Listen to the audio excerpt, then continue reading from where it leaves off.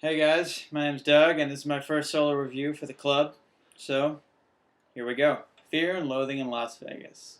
What to say about this movie?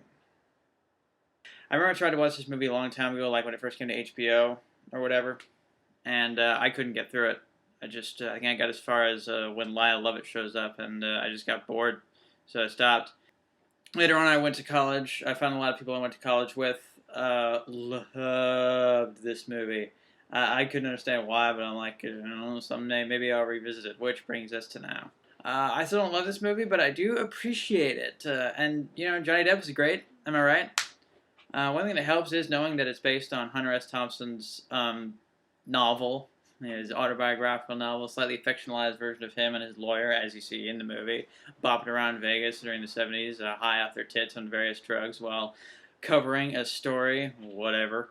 Depp met with Hunter S. Thompson, who's like in his 60s, I guess, at the time. Lived with him in his house for months, drove his car, and in the movie even wears his clothes and shades and everything.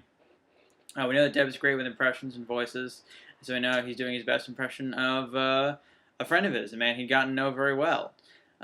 This is how Hunter S. Thompson talked, this is how he moved, this is how he acted. And it reminded me of like watching 127 Hours, and you see Franco doing all this stuff, and then you watch the interviews with Aaron Ralston after that, and you're like, okay, so now you can just picture the movie again in my mind, but with Aaron Ralston's face in there doing all that stuff instead of Franco.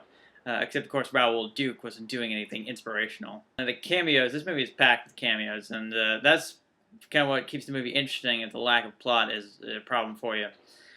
People just, they show up, all of a sudden, hey, there's Christina Ricci, there's Chris Maloney, there's, Ellen Barkin, Vern Troyer, Penn Jillette, and so forth.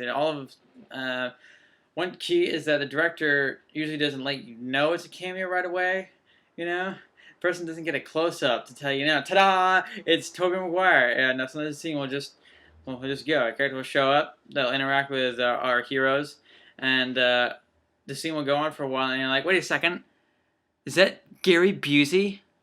And it is. So yeah, Fear and Loathing, interesting movie.